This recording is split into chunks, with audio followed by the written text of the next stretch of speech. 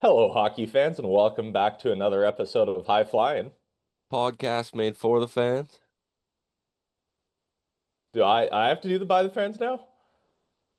I thought you were doing the whole thing. Oh shit, I can do the whole thing. My bad. I can do the by the fans if you want. Yeah, it's all right. We're figuring it out. We're figuring it out. We're workshopping. Yeah. Do you want me to do the by the fans or do you want to do Let's the try. whole thing? Let's try both. We're already here now. Let's Okay, try take both. two. I'll do the by the fans. Okay, here we go. Hello, hockey fans, and welcome back to another episode of High Flying. Podcast made by for the fans. Shit, it's for the fans, isn't it? For the fans. Okay, Uh, once again. Hello, hockey fans, and welcome back to another episode of High Flying Podcast made for the fans. by the fans. There we go. But you got to do am I doing the intros? Or as always, my name is Nolan, and I'm here with my co-host Jude. As you can see, we are workshopping our intro. So if you have any suggestions, please let us know. Yeah, Now, very exciting. NHL hockey is back tonight, and it's also the 3-hour premiere of Survivor 50 tonight. But before we get to that, we have to unpack a game of hockey that was played recently that some people are calling the best hockey game they've ever watched. I think that kind of depends on your perspective. If you are neutral, that probably is the best hockey game you've ever watched.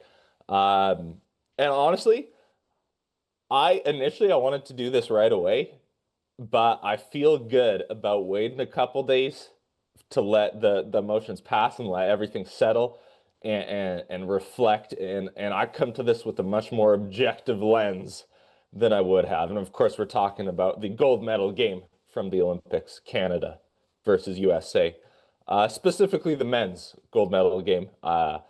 We can get to the women's too, but we only have a certain amount of time, and the men's is kind of more recent news.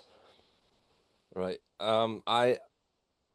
I think there's some recency bias going into people saying that's the best game of all time. I mean, a lot of hockey games were played before I watched the game, so I don't want to make a statement like that. But yeah, obviously we're all Canadian here. Is a bit of a gut punch, waking up that early. You wait 12 years, and boys couldn't get her done. But honestly, I even a few days later, I don't know if it makes me feel better or worse that for the vast majority of that game, Canada controlled play and dominated, and just couldn't find a way to put a puck in the net because that is just typically not what the Canadian men's national team does. That's the first time I've ever seen us lose a tournament or a big game in my lifetime watching hockey. So thanks for that, guys. Broke the shield of invincibility a little bit. That sucks.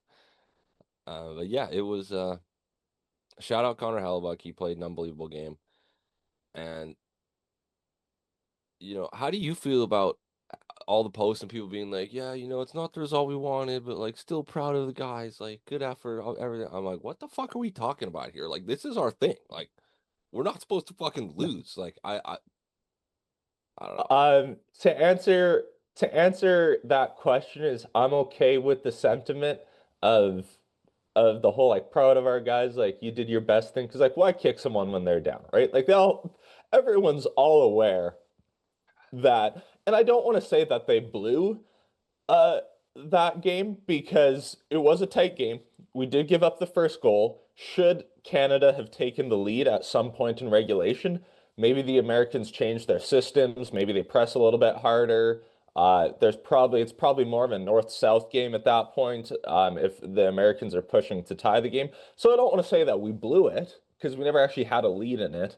But I do think I'm okay with that sentiment of sharing that support online because all the guys are aware of what happened. Like the guys on the team know that they just lost a gold medal game. We don't need to be sending out you guys shit the bed, right?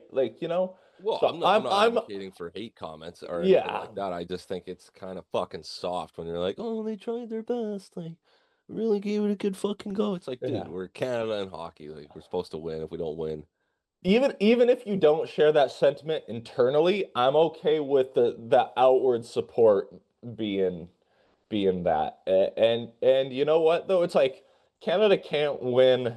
everything 100% of the time. And I think the reason people are saying this is the best game of hockey they've ever seen is I think this is the closest Canada and USA have ever been on paper. Like this, that was the best collection of players you're ever going to see in a hockey game. Like I think back to Canada USA 2010, which out of all the hockey games I've watched, that was probably the next best game of hockey I've ever watched. The rosters were so much stronger this time around. Like no offense to certain guys on that Canada USA team, or those Canada and USA teams. I think objectively this was a better collection of players than in past hockey games. So I think that's why people are saying it, and the USA clearly better than Canada at this point, just based on results and in hockey and Agree to disagree. the games aren't played on paper, my friend. And one got it done and one didn't. So, I'm, like it is Canada's game at heart. On paper, it isn't anymore. We gotta win it back. I okay. So let's unpack this a little bit. I do agree with your statement. That is the biggest collection of talent I think we've ever seen on an ice surface. I do think if you go back through the years, like Canada 2010, some of the players on that roster were absolutely filthy, of course, but the game's gotten to a place where your average guy has probably the same, if not more skill than the best players had 15 to 20 years ago. And I just want to clarify something.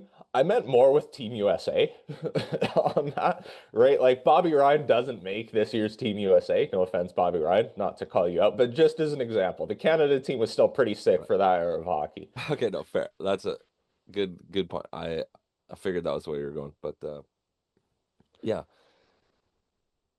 I don't think I don't think you can say the US is better. I mean, the women's side, notwithstanding, obviously they've been utterly dominant, 8 straight wins against us. The women's side Taking has over the world. made Team Canada their bitch Pretty recently. So, the women's side, it's clearly an American game right yeah, now. Well, that's not up for debate. right. The men's side, you can go back and forth because there's only one game of in it where the USA has won. But like the women's side, the Americans have dominated in recent years. Yeah. I agree with Nate Dogg, to be honest, and they took this quote out of context with him saying, you tell me who you think the better team was today. There it was a longer quote. He wasn't as like salty as that singular phrase reads, but I do agree with him. Like if they play that game 9 times out of 10, the Americans are losing 9 times. I actually thought I was quite shocked how much of a gap there seemed to be between the two teams. Like Canada, especially for periods 2 and 3, utterly fucking dominated that game. The US made a couple pushes, but for the most part, it was Canada controlling the puck, Canada who slanted the ice, and they just couldn't put the puck in the net, which really is just an absolute dagger. I mean, full props to Connor Hellebuyck, but coming in, what did everybody say? The US's advantage was goaltending, which obviously came to pass, and defense.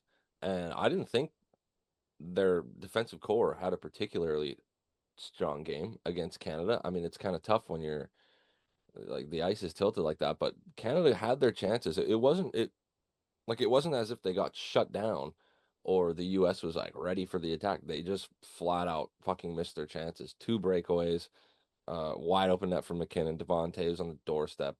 Like that realistically could have been a 4-5-1 game for Canada. So and again, this is whatever. It might sound like salty grapes coming from a Canadian fan, but I think the Four Nations game was a lot closer in terms of level. I don't know really why, but I just yeah, that game I think it kind of hurts a little bit more for me that Canada played so well. Maybe their best game of the tournament and came up short. So I think I think there's two things we have to separate here. One is did Canada was Canada the better team in that game? Yes, like aside from the final score, like yes, Canada did control the pace of that game, heavily outshot them, um, generated chances. I actually thought the American defense played better than the Canadian defense. To be honest, did the American defense have the best game of the tournament? No, but you're trying to shut down Team Canada. And the thing is, I think the Canadian defense made mistakes that the American defense uh, didn't. The Americans were more consistent. Now, what I will say to that is like I agree. Like you can go, we had all these missed chances. You can say it for like the flip side too. Like we can't forget that Brock Faber had a double post and out, you know? And so it could have easily, the Americans could have easily, I can't remember if they would have taken the lead at that point, uh, or if they would have increased their lead. I can't remember if that would have made it 2 goals or 1 goal lead for the Americans should Brock Faber have not hit the post on that shot. So like there were missed chances on either side, you know? So like yes, Canada played better over the course of that game. They did control the flow of play better. Um, I do think that there was probably more separation between the two teams in terms of performance this game than the Four Nations. I do agree with you on that. But when it comes to missed chances, it's hard to pinpoint a single missed chance because there were opportunities that the Americans missed as well.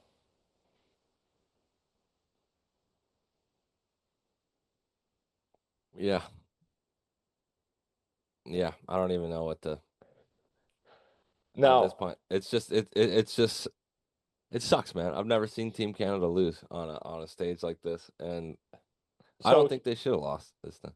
so here's what I'm going to ask you because there's a few things that we can go into. It's like, should they have lost? Should they not have lost? Like, I don't think that really matters. I also don't really want to look at the shots because, and the reason I say that is the first game of Canada's tournament was against Czechia, and they won 5-0, and the shots were almost dead even throughout most of that game.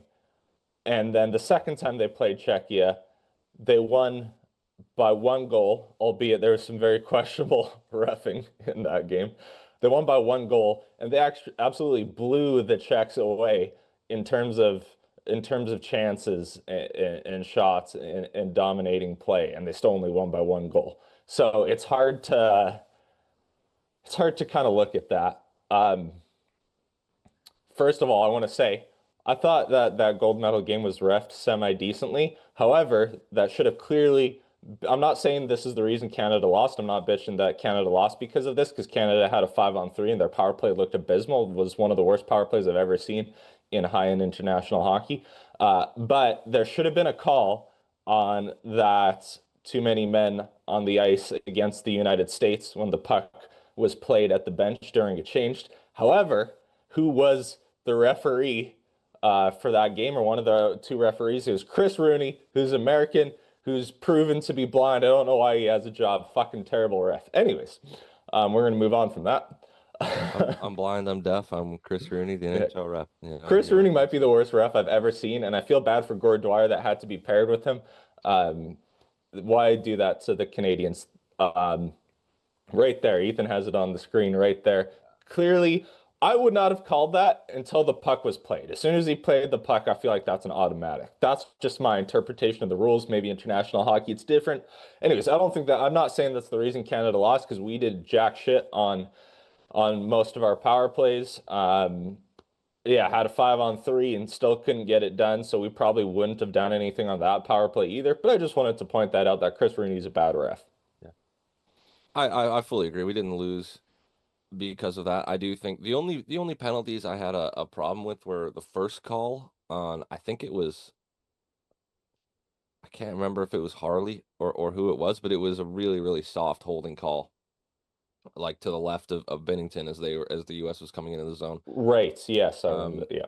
I can't remember who the player was, but I thought that was a soft call. And then obviously, as you were saying, missing that too many men, which was just egregious. I think that's just a matter of less than 10 minutes left in a gold medal game. The ref doesn't want to, make his mark on it, have it be about him. But at the end of the day, if it's if it's that blatant, the whole rink can see that. Like you're not doing anything untoward to the American team. You're just calling the game as it is. But Right. I agree with you though. The power play didn't look great. I was shocked by the end of the tournament that Sam Reinhart was still on power play one, given how ineffective he was throughout the whole thing. I mean, I know he scored a goal, but overall, I thought my biggest problem with Team Canada was how one line dependent it got at the end.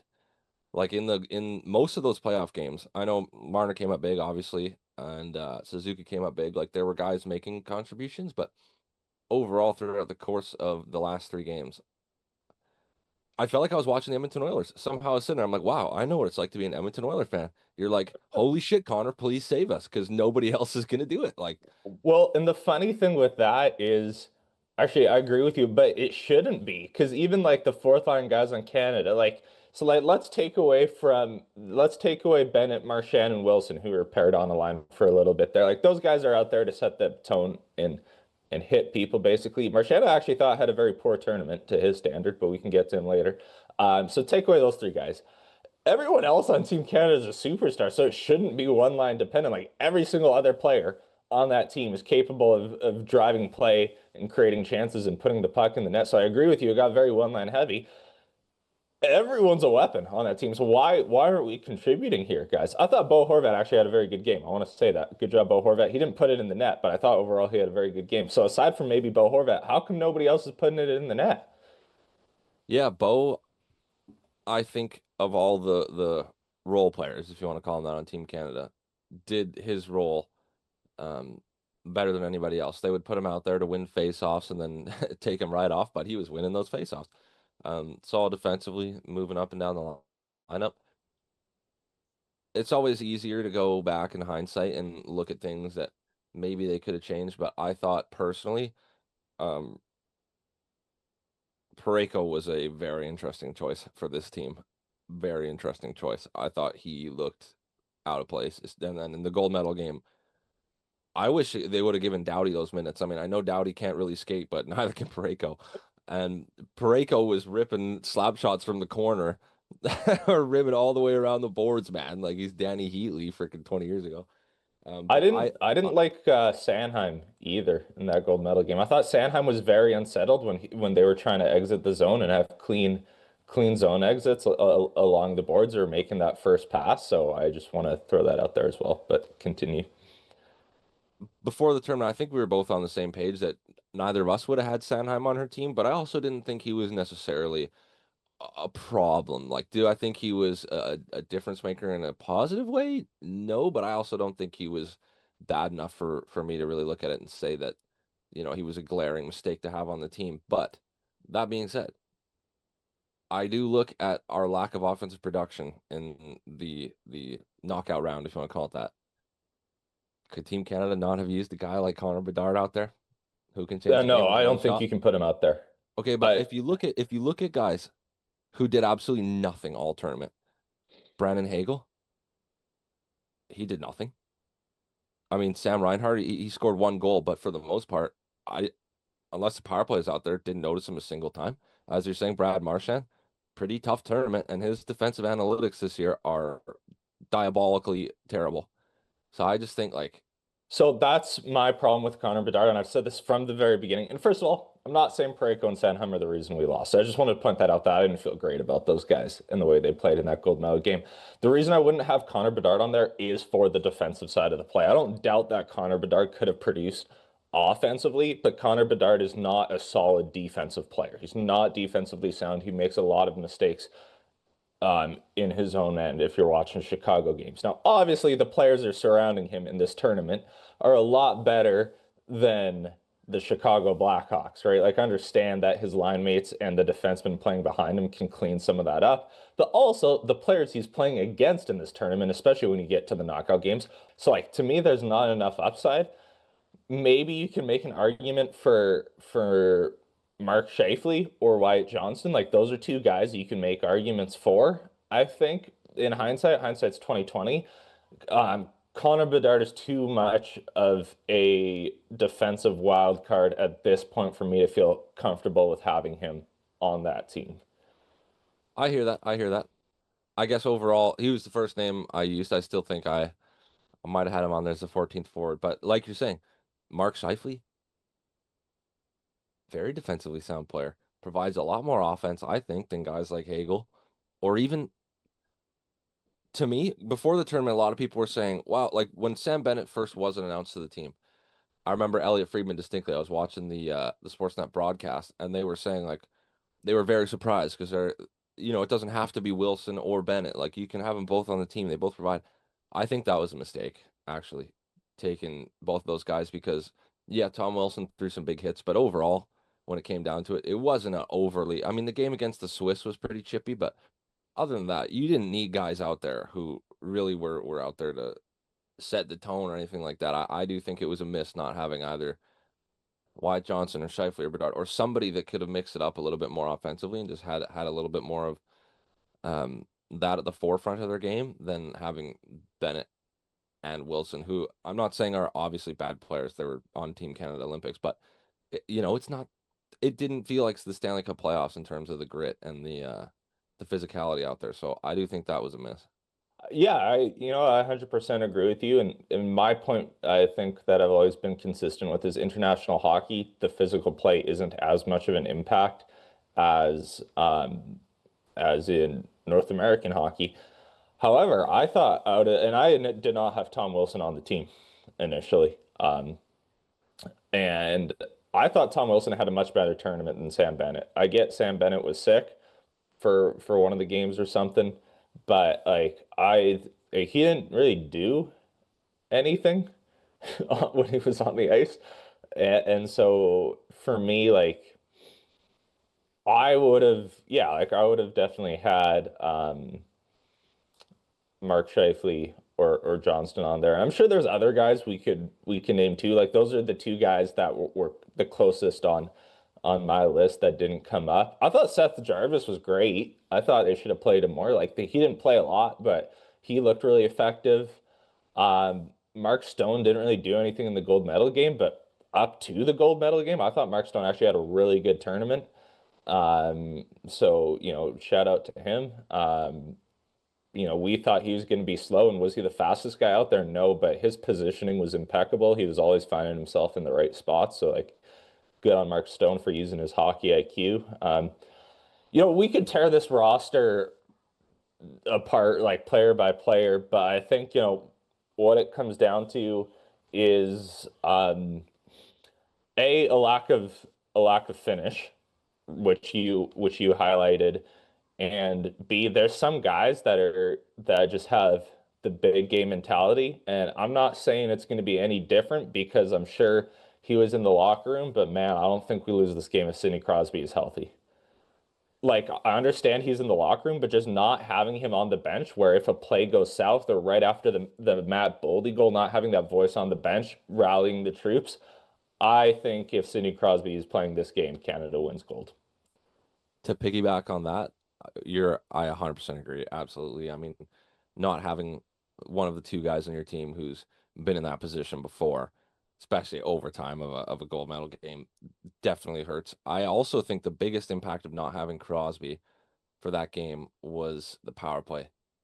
If you think about it, the power play was cooking pretty much all tournament. We were rocking 46% going into the gold medal game. And then, I mean, I know obviously Crosby didn't play the last two, but not having him out there, I think was very problematic in terms of the fluidity, the efficiency of the power play.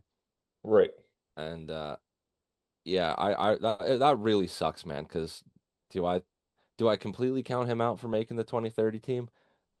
No, but realistically, like he's not gonna be Sidney Crosby, right? If I think the only way he does is if he's the 14th forward and you want that voice in the room, which I could totally see happening. It's Sidney Crosby. If he's still playing hockey, in my in my opinion, he is a top three, four player of all time. So if he wants to be on that team and he's still playing hockey, I would go absolutely. agreed, agreed. I would have no problem with that at all. Yeah, I guess a couple things. Jarvis, I agree. Holy shit, that guy can skate, man. Oh my Lord, that guy can skate. And I gotta say, best player I've ever played against in my entire life. When I was 16, played against him in a tournament in I believe it was in Edmonton, and he was playing for Rink Hockey Academy, located in Winnipeg, Manitoba. Shout out. Woo! Um, Winnipeg. they absolutely dominated us. I believe Mr. Jarvis had 8 points that night against us, flying around. And I could have told you that day, this guy is probably going to be a fucking professional because that was insane. I personally owe Mark Stone an apology. I don't believe I had him on my You team were start hating on him when I picked him. that. Yeah, I will concede. Big mistake on my part. Not the best skater. fast enough, dude. Finds a way to get around the ice. You cannot take the puck off that guy on the boards. And another thing, losing Crosby, I think had a really big impact on that line too, because I really, really liked Crosby, Stone, and Marner. One, because they're all super defensively sound, but also they just Crosby and Stone, man, they seem to kind of have that like telekinesis thing going on where they were just protecting the puck on the wall and they'd find each other. So And that Marner played on a line with Crosby and Four Nations as well, so that they already had a little bit of that familiarity there. but yeah, all in all, I mean, as you said, we can break down every part of it and go over all the things that woulda, shoulda, coulda. But No, end of the day, the States won. They found a way to do it. I have been enjoying, I will say, once I got over the initial pain of defeat, it has been kind of fun watching the the celebrations online and stuff. The clips you're seeing, like Quinn Hughes just absolutely buckled talking to Mike Tirico to close out the Olympics. You know you're fucked up when you go, just want to thank the troops, man. no, they were having a fun time. They're having a fun time for sure, and that reminds me, my favorite celebrations, I think, were the Panthers celebrations this past year when they won. It's so funny having and Marchand and Matthew and those guys in the Miami nightclubs. This comes pretty close to it. As much as it's painful to watch, obviously, you wish the Canadian guys were doing that, but enjoy it while you can, because I'm sure in 4 years, Canada's going to make another strong push for it. Yeah. That's Uh, another thing about this generation of U.S. players. I think everybody can agree by far the best U.S. team that's ever been iced in international competition. And if they Correct. didn't get it done, I kind of think they would have been really in tough because looking at the 2030 squad, looking ahead, Canada's got a plethora of young studs that are coming up and are going to make that team. The U.S. does not really have the same level of prospects that have been coming up in the last couple of years. So if they didn't get it done this time, I think it would have been really, really, well, I don't want to say unfortunate because I would have liked to see them lose, but for them, it would have been really tough given how many studs that is currently playing for the States. Right. Like at that point, too, like, yeah, you bring up a good point. Like in 4 years, I do expect Connor Bedard to have a bit more well-rounded game and make that team. Like Macklin's going to be there. Matthew Schaefer should be on that team. There's guys that aren't drafted yet, like McKenna, you would hope makes that team at some point. Verhoff could play for Team Canada there. So there's a good pipeline of players for Team Canada. I have no clue what the goaltending situation is going to be like in 4 years. That's probably the big question mark. Okay, so I want to touch on the goaltending for a second, because first, if it's been proven through these uh close to 50 episodes that we've done now, is Nolan knows goaltending. And with this game specifically, Canada versus USA, tell me if you agree with me. I could say these goalies probably had the big came into this game or into this tournament with the biggest reputations of any two goalies in an Olympic tournament, almost polar opposite of each other. Like Connor Hellebuyck came in with the reputation that he's an outstanding regular season goalie. He's currently the only active goalie in the NHL to have three Vezina trophies. Um, and he had the reputation of he shits the bed in big time games, elimination games. Jordan Binnington, the exact opposite. Big game Binnington, absolutely abysmal in the regular season. So can we agree that these goalies may have had the strongest polar opposite reputations going into this game? Yeah, yeah, absolutely. Okay, so I want to say two things. First of all, I don't know how to feel about this because Connor Hellebuck was outstanding. He's getting, I think Jude mentioned he's getting the Presidential Medal of Freedom.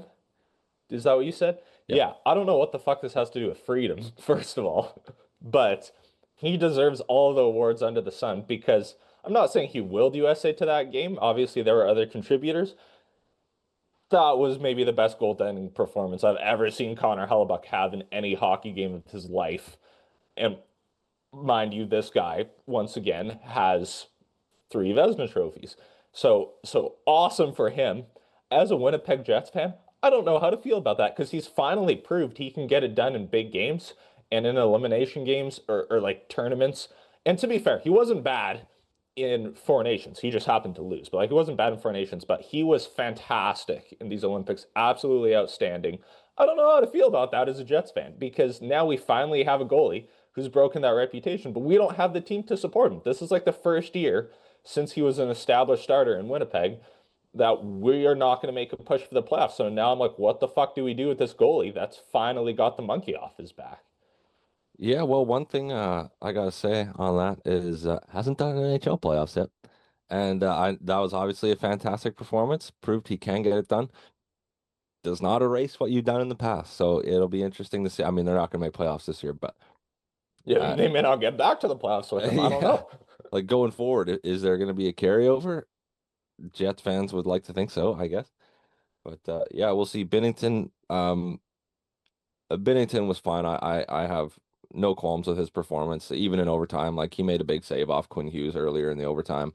That was a pretty tough save. You were so happy he made that save because if he didn't, you do not want, you personally, as a Canucks fan, do not want Quinn Hughes to be the guy that buries you. I very much would prefer Jack scoring on us than Quinn to end the gold medal hopes. Yeah, both the goals in that game went in 5 hole. I think that is really the only. The Boldy goal didn't go f five hole. Boldy was Boldy pulled five hole, so Binnington overcommitted to the side, and then it went past his I believe his right pad. I don't think it went five hole Oh shit. Well, all right. Never mind then. because he was trying to cover the five hole, so he overcommitted to the left, and that's how it went in. To That's be fair, is that the best goal in the world? I just want to say, is it the best goal in the world, the Boldy goal, in term from a goaltending perspective? No. However, if you're a goalie, you probably don't expect Matt Boldy to split the D when the two D are your best pair, Makar and Taves. So the fact that it's Matt Boldy on a breakaway, I believe he's like third in the league in scoring right now, and he just walked your two best defensemen, maybe the best defensive pairing out of the whole tournament. I don't fault Binnington for that at all, especially since he made every single other save in the game. Like you don't expect your goalie to be perfect. You just need him to give you a chance to win the game, which he did. yeah, yeah, I agree. And from what the expectations were, I think Binnington definitely met expectations. I don't think you can put any of the blame really at his feet. And like you're saying, breakaway is a breakaway. It's you can't really. Would you like to see a save there? Sure, but it's literally mano a mano at that point. Probably the hardest, maybe other than 2-on-0, where they can just rip it, Right. across the ice. It's the hardest situation you're gonna find for a tender. So yeah, all in all, I think we've done a So good job breaking this So, down. yeah, I want to say, well, I'm not done breaking it. I got one more qualm with a certain guy, but I just want to say Jordan Binnington once again proved big game Binnington. I'm very pleased with his performance. It went exactly as I thought it would. He started the tournament. Thompson played against the Swiss. He went back to Binnington, almost ran the table. He kept Canada in some very tight games against Czechia and Finland. So I want to say, great job to them. I would trade him tomorrow if I was the St. Louis Blues. I don't think his value has ever been higher. The St. Louis Blues need to retool. They have Joel Hofer sitting back there. Trade Jordan Binnington when his value has never been higher. Please, you will not get a better return for him now. And contrary to my beliefs at the start of the season, you're not going to do anything in the playoffs. St. Louis, get the value for him while you can. I think it's funny because I believe Doug Armstrong is also the St. Louis GM. Um, so Yep. I think that part's a little bit funny, but I would trade him tomorrow. Fair, good point. Yeah, you got to wonder what it's like to be Doug Armstrong right now, or any of the Team Canada brass. You're probably just going over every single minor decision that you made, like what went wrong, how could we have fixed this, blah blah blah. That's gonna sting, especially because I believe Doug is retiring very soon and handing the reins over to Alex Steen next year. So Ooh, another Olympic, I believe a gold medalist, I think, I want to say that he was on that Team Sweden team that Right. won in 2006. So Yeah. good on Alex Steen. Let me ask you a question, Jude. Let me ask you a question. What hockey games matter? Like out of any hockey game that could ever be played in any league or international tournament across the world, all time, which ones like actually matter when it comes to like they all you want to win every game as a professional athlete, but like what are the big ones? Are there a long list of them? Because in my mind, it's less than five. Like there are less than five big hockey games in that actually like matter for something when you look back on a player's career. Okay, so I was just gonna ask, do you mean historically? Do you mean for individual guys, For or are we talking like as an individual player, when you look back on their career, like what games do you measure that career by, right? Like it's not going to be a regular season NHL game, most well, likely. I think it's dependent on which level of player you're talking about. I mean, bona fide studs, it's gonna be Top level, like the okay. best players in the world. Like what are the big, I guess, what championships matter? Let me even narrow that down. Not what games matter, what championships matter out of any league, any international tournament at any level of hockey. Because I for mean, me, it's less than five. I don't want to tell you my exact number because I don't want to sway you, but I think there's less than five championships that actually matter. yeah, I mean, off the top of my head, that I think there's three main ones. Obviously, Stanley Cup, Olympic gold. I'm gonna throw World Juniors in there, even though it can be, you know, swayed based on who Canada has in the NHL at 18 and 19, but still, I'm gonna put World Juniors on there. I'll go one-off tournaments like World Cup of Hockey in 2016 or Four Nations. I think those matter, not to the same extent, but they do matter. And yeah, beyond that, I mean, that's kind of it. Okay, so for me, I have a little bit of a variance. I think there's only two. I think it's just Stanley Cup and Olympic gold. I don't think any of the other leagues matter. I know like Swedish professional hockey is really good, awesome. I know that the KHL is really good, awesome. The reason you're playing in those leagues is because you're not good enough to make it to the NHL. Sorry to say that for all of you players in those leagues. Um, World Juniors, I get it's fun. I watch it every holiday season, starting on Boxing Day, but like half those guys aren't professionals in the tournament. It's very rare that you actually have professional players in that tournament, so that's why I discount that. World Championships, I think, is an absolute joke because teams never send their best players. Me too. Um, and same thing like World Cup of Hockey. Four Nations, I think those I would say I'd give it more to World Cup of Hockey than Four Nations. The reason I wouldn't give it to Four Nations is simply based on the fact that A, it was a tournament crammed into the length of one weekend, and B, it omitted the Russians and the Czechs. Like it wasn't all of the best like players in the world. They only picked Four Nations as in the name. World Cup of Hockey, I didn't have on my list, but I could actually see an argu I could see an argument for World Cup of Hockey. Yeah, and going forward, I believe the plan is to do that every 2 years so that we get best on best And just every two omit, years are we instead of still every omitting the four. Russians and the Czechs every two Well, years? see, I just think it's bullshit. Like let's bring him back in, man. Like come on. How Because much like, better would that tournament have been? Because I think the knockout rounds, obviously for Canada, paid dividends. It was great hockey, interesting games. You know, you're at the edge of your seat.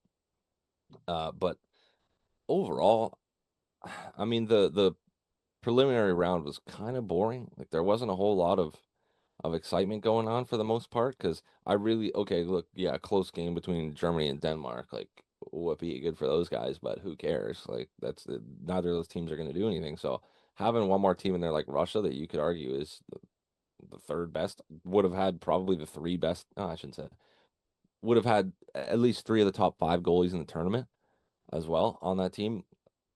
Like the level of intrigue and drama and everything would have just been so much better. So I'm ready for people to get over themselves and let Russia get back in. yeah, absolutely. And like, let's like obviously we can only speak in hypotheticals, which you don't want to go off of. But like, let's be very clear, if Russia was in this tournament, the United States may not have a gold medal right now. Like, depending on what the matchups are, like on any given day, like USA proved that they can beat every team, as happens when you win a gold medal and you go undefeated. So like USA can beat everyone. Canada can beat everyone. They didn't, but I believe Canada has those capabilities in them. I think Russia's right up there. So that could have changed the whole trajectory of this tournament. So I'm going to omit four nations simply because the Russians aren't there. I'll give you World Juniors. So let's say we're including World Juniors, World Cup of Hockey, um, Stanley Cup, and Olympic gold medal. If we're taking those four as the only championships that matter when you evaluate a player's career, Connor McDavid has not won anything in his professional career. In elimination games in his professional career, he has 0 points. I think,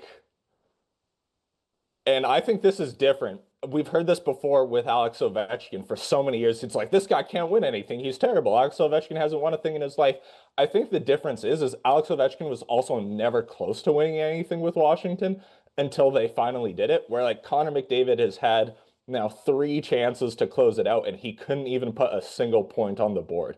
Now, I'm not saying he's the reason they lost. I'm just saying I'd be very concerned about his capability of winning important hockey games at this point in his career. And furthermore, Dave Portnoy made this point, which Dave Portnoy is not like the most, I don't really picture Dave as the most sports analytical guy, but he made a very good point. He has lost all of those elimination games to Matthew Tkachuk, which I think is kind of hilarious. Dude, I saw that clip on Chicklets and it's just like, all right, somebody rescind Dave Portnoy's ability to talk about hockey ever again. You cannot No, put I thought those that two, was a great you point. cannot put those two guys in the same fucking stratosphere, man. Like, You can, because one of them's won everything and the other one's won nothing. Connor McDavid yeah, hasn't won anything. one team sport. It's not as if Matthew Tkachuk is going 2018 LeBron James and just dropping 45 a night, carrying a bunch of bombs like he's playing on the best team in the league. And the United States is an all-star team. But I will say, yeah, it really sucks, I think, at this point for McDavid because he's 29. Next Olympics isn't for 4 years. Do I think that their team is going to rip off another Stanley Cup run this year? Probably not. Uh, so you never know when you're going to get another chance to win, as you're saying, one of the two big ones, the Stanley Cup or the Olympic gold medal. But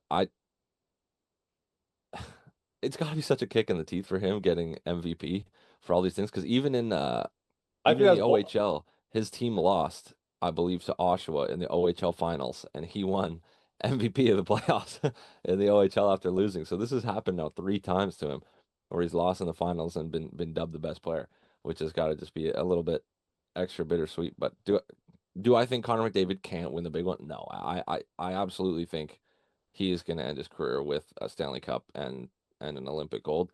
Um, I mean, he's got to be hurting right now. Obviously, it's taken a lot longer than he would have liked or anticipated, I'm sure. But so let's say this, right? Like Olympic golds, like do I think he's gonna get one eventually? Like, yeah, because in 4 years Canada should be running the table, right?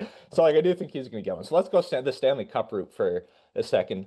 Does it matter if he does not win with Edmonton? Like we saw Brad Marchand. This is a bad example, but I just can't think of another one off the top of my head. But we saw Brad Marchand go to Florida and he's won with Florida. Now, obviously, Marchand already had a cup with Boston, but you go like, oh yeah, of course he won with Florida because Florida's already away. And so like if Colorado finds the cap space to get McDavid, which is quite possible because the cap's going up and they just made enough cap room to trade for Crosby. So it's quite possible that by the time McDavid's contract is up, Colorado has enough cap for him. So like if he goes to Colorado or if he goes to Minnesota and then wins a cup there, do we just go, okay, like he won a cup, but you just hop to an already elite like competing team?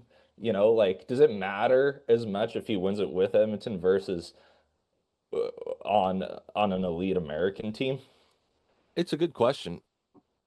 Personally, I think as long as he's like a driving player and he's what we think of when we think of Connor McDavid, no, I don't think it matters where he wins because unlike basketball, your best players can only have so much impact on the game in hockey, right? Like a forward, you can really only play 25, 26 minutes at the most. So you can't even be out there for half of the game. Uh, so no, I don't really think it. I think the only way that people would look at it as kind of like yeah he got a cup, but is if he's 38 or 39 or something, and he's Pulls like a a Ray Bork. solid, yeah, like he's a solid contributor, but not the best player in the world winning it. I mean, he still would have a cup, but I think that's the only way people would look at it and say not quite the same as like McKinnon's cup or Crosby's three or something like that. Yeah, and I kind of look at it too as I agree with you. First of all, like I don't think he actually matters. I just wanted like your perspective on it because I genuinely believe he's not going to win a Stanley Cup if he stays with Edmonton. Like obviously, I can't predict the next 10 years of hockey, but if I was a betting man, which one of us here is, if I was a betting man, Edmonton's not winning a cup in the next 10 years.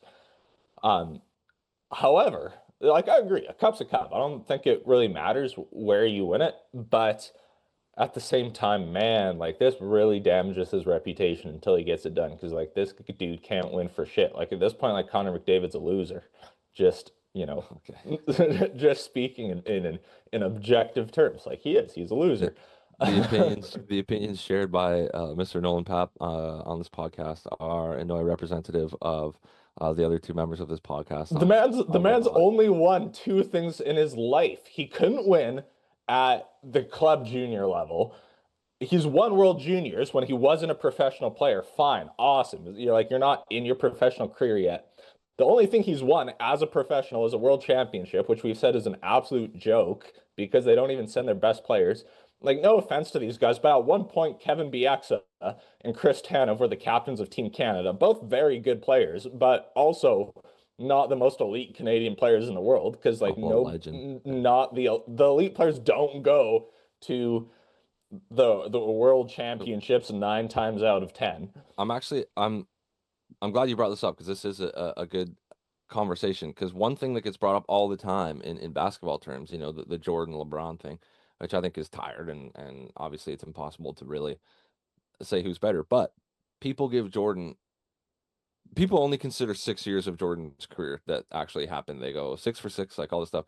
They forget in the 80s, dude, before Phil Jackson or Scottie Pippen got there, he didn't win a thing. Was losing the first round all the time, but doesn't have finals losses on his resume, right? Whereas LeBron made the finals way more times, was playing against way stiffer competition in those finals, and so he lost. So it's almost like, well, would it have been better if he just lost in the second round every year that he didn't win the championship? Because then you're going, wow, 4 for 4 in the finals. But I think you have to give credit. I mean, it's not as if like yes, they lost in the finals, which I will say to a superior team, but I'm not going to knock somebody for making the finals 2 years in a row as the best player and just losing to better competition. I don't think it means he can't get it done. Like if you look at the specific circumstances, they were 1 goal away the first time around. The second time around, they lost that time and they were just a far inferior team. But do I think he can't get it done? I'll agree with you in Edmonton. Yeah, I don't think it's going to happen. And if they don't win in the next, I guess 3 years because they've got a playoff run this year and then two more on his contract, I think he's gone. I 100% believe that's why he structured the contract that way. So he told them, look, this is our runway. If it doesn't happen, I'm gone.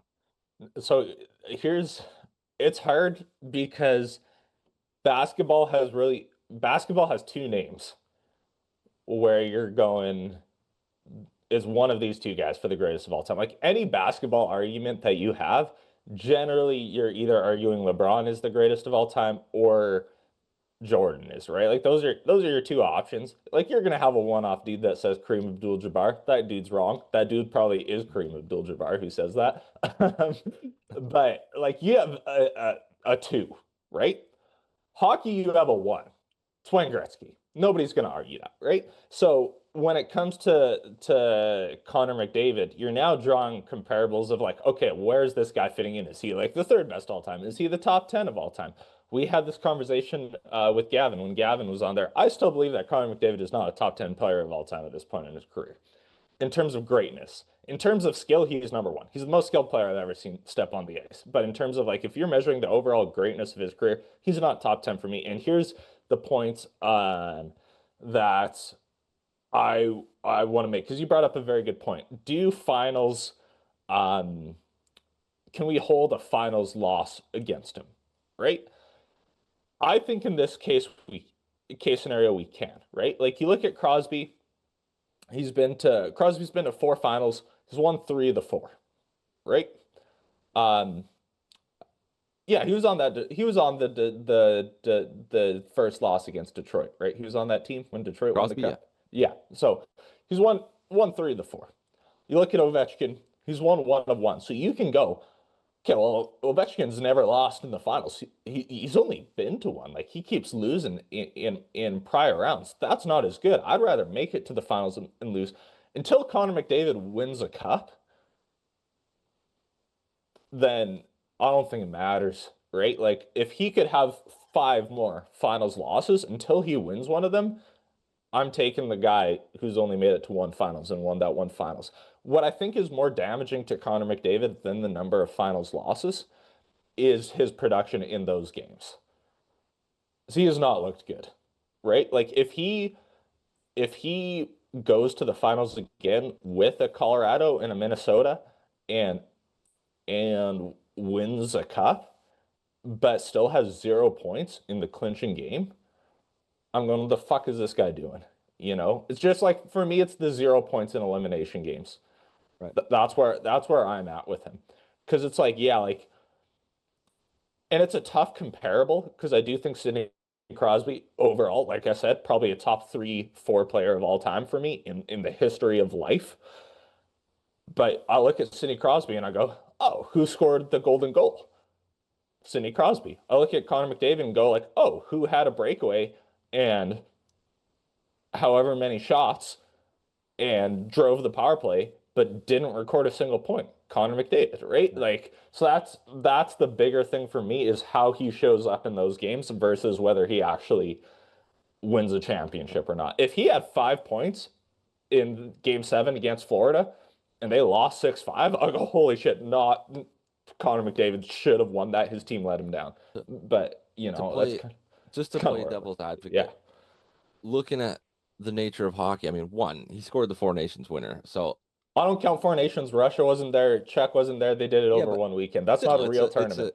it's a that's basically a game seven, do or die. The stakes are huge for that. Not a real tournament. There's no stakes. Four Nations was fun. Four There's Nations huge was stakes. really fun to watch because we got best on best hockey, which we didn't have for a long time because Gary Bettman was a bitch and didn't want to send the Olympic or the Canadian and American and NHL Olympians to Asia for whatever reason or not. Four Nations, I will argue it to the death that is not a real thing for me. That is a made up tournament that was super exciting to watch. I was fully invested. I was on the edge of my seat for every Team Canada game. Don't get me wrong. In the grand scheme of hockey, I do not measure the success of any player's career based off of Four Nations. Go ahead. Okay, well, I don't fully disagree, but still, it's a big moment that he came through. But the nature of hockey, I just think it's tough painting guys with a brush of like, well, didn't come up big in big games. It's like, okay, but all the games that it took to get to those finals, like he broke Gretzky's assist record and that one playoff run getting there. Uh, the Olympic game, take it for one, gold medal game. If Nathan McKinnon doesn't miss a fucking ridiculously yawning cage, I mean, McDavid's got an assist on that. So, I mean, yes, he doesn't have any points, but if you look at it circumstantially, also like Gretzky, four cups, right? Okay, he also left that Edmonton Oilers team and they won another fucking cup after. That's how stacked the 1980s Edmonton Oilers were. Like, So this is why I said it's tough if you're doing comparables in hockey, because like Gretzky's also a major outlier because he's the only guy who has over 2,000 points, right? Like he's got all the accolades in the world and he's got a number of unbreakable records. Like was it like 50 goals in 39 games? Like that's yeah, insane, right? So like it's really hard to draw a comparable to Wayne Gretzky on any level. right. But even okay, so even going forward, like Mario Lemieux, two cups in a row, right? Those Penguins teams. I mean, they had him, Yager, Brian Trottier. I mean, Paul Coffey for a bit, Rick Tocchet. I mean, all these guys. Sidney Crosby's Penguins. I mean, the two different eras you can look at it, but They were just completely stacked. I mean, Crosby, Malkin, Phil Kessel, Letang still cooking. Matt Murray somehow became a Vezina level goaltender for a couple of years there. I don't know how that happened, but it did. Um, and then now we've seen Crosby 10 years. They haven't made it past the first round. So hockey, I just think is it's such a team sport in a way that no other game is because of how little impact really your best player can have. Well, I shouldn't say little impact, but comparatively to other sports, how small the amount of time you have out there to get it done. But I do agree with you. Look, at the end of the day, it's a results driven business. So if he doesn't ever win a cup, then yeah, that's definitely a mark on your career. You can look at the circumstances all you want, but yeah, you got to get one. You got to get one at least. Yeah, like, and I'm not blaming Connor McDavid for this loss. Like, once again, I said, like, every single player on that Team Canada game isn't an all-star elite player. Like, everyone should, the onus is on every single one of those guys on ice to put the puck in the back of the net. I'm just saying, reputation-wise, this is not looking good for Connor McDavid right now. Like, if he wins one cup, I think this is all erased.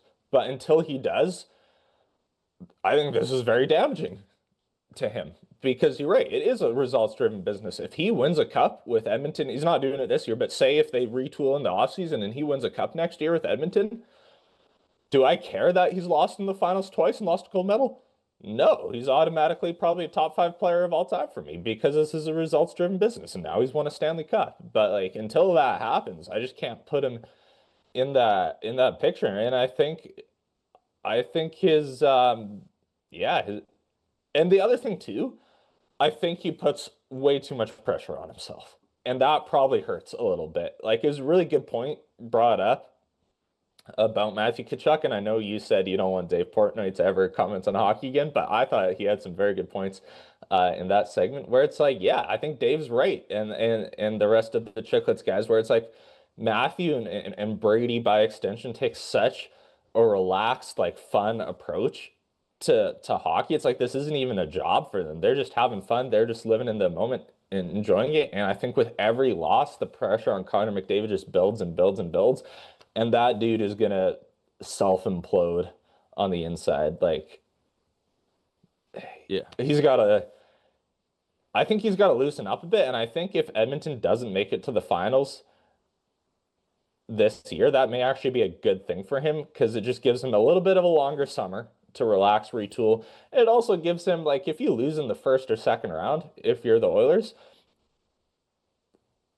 the loss isn't as I think damaging than the feeling of being so close and not getting it. Like I personally would always rather win a bronze medal than a silver because either way you're a loser. But you know, you weren't silver, you're just so close and you didn't get it, you know? So I there's think Edmonton not making the finals will actually help Connor McDavid's career. there's definitely a different feeling when you win your last game and get a medal as opposed to losing your last game. Or just like in any sport, like if you're doing half pipe and my run was the bronze medal run versus the silver, like I'd rather have that because either way I lost, but at least I know I wasn't just a few points off or however they measure the snowboarding, for example. Yeah.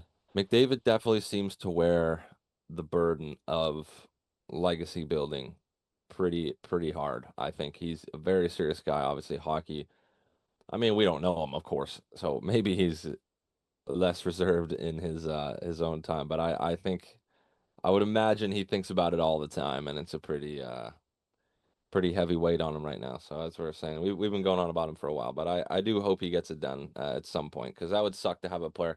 I mean, I'll just say he's the best hockey player of all time. I mean, doesn't have the maybe the like doesn't have the hardware, Skill but just wise, eye test. yes. Yeah, like he's the best player. He's the best single player I've ever seen in a hockey. And like if you were building a hockey player, I Sure, just I'll go, agree yeah, to that. just give me Connor McDavid. Like Yeah, he's I'll agree to that. yeah.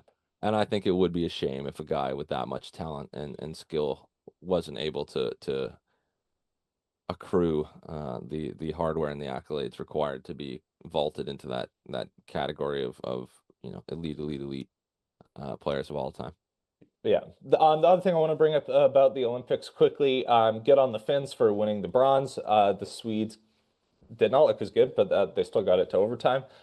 We got 5 minutes left, so I'll try and make this quick. Um, I don't understand why the Swedes and the Finns have decided to bring in coaches that are not um, NHL coaches. Like I understand it from a team like perspective, maybe Czechia and Slovakia because you got like a mix and you can bring in international coaches. I just want to shout out there. I just want to say too, like we're not gonna have time for this. I don't like giving Connor McDavid the MVP of the Olympics. I get that he had a fuck ton of points, but I would have given it to Slavkovsky or Hellebuyck. Point being with the Finns and the Swedes, I think they should have brought in an NHL coach. The roster for Sweden, all NHL players. For Finland, it was all NHL players but one. I understand the whole national pride sort of thing. You want to have a coach of your own nationality, but there's no rule actually in the Olympics that your coach has to be of your uh, nationality or have citizenship or residence of your nationality. You can have a coach from wherever the fuck you want. We could have had a hockey coach from Jamaica coaching Team Canada if we wanted to. So, from the perspective of winning, I understand there's no Swedish and Finnish coaches in the NHL, but it would have made a lot more sense from a systems perspective to have one or two guys from your coaching staff be Canadian or American and have an actual rapport with those NHL players than just having some random fucking dudes from the SHL or Liga that have never witnessed an actual day of NHL hockey in their life. Yeah, not a bad point. I mean, you'd have to get those. I mean, presumably American or Canadian coaches to agree to coach Sweden or Finland. Um, I would do it if I was not selected for Team Canada and they're like, hey, do you want to be on Team Finland's coaching staff? I'd be like, fuck yeah, dude. Like, absolutely. I'm still going to the Olympics. yeah, you never know. I don't disagree with you. I don't. I mean, Sweden's coach in particular. What a moron. I mean, that guy benched Philip Forsberg and Oliver Ekman-Larsson for the entirety of the first game against a nothing opponent. And by the end of the tournament, Philip Forsberg's playing top line minutes and Ekman-Larsson's out there replacing Hedman as their, number one left shot D. It's like, what the fuck? Yeah. I just think it's something to be said of just knowing the NHL systems and knowing just their day to day, like understanding what their practices are like, understanding the mentality, like their workout routines, like just having familiarity with the players' personalities. Like if you don't coach the players, you've at least coached against them, so you may have some familiarity with those guys. I don't know. I think they would have been better off going with a Canadian or an American coach than having a Swedish or Finnish. But that's just me. Fair. Anyways, I North think America we've for kind you. of, yeah, gone over the Olympics fairly in depth. Yeah, I'm probably good to call it. That was definitely a good like hour and a bit. Yeah, so there we go. To wrap it up, Nolan knows goaltending.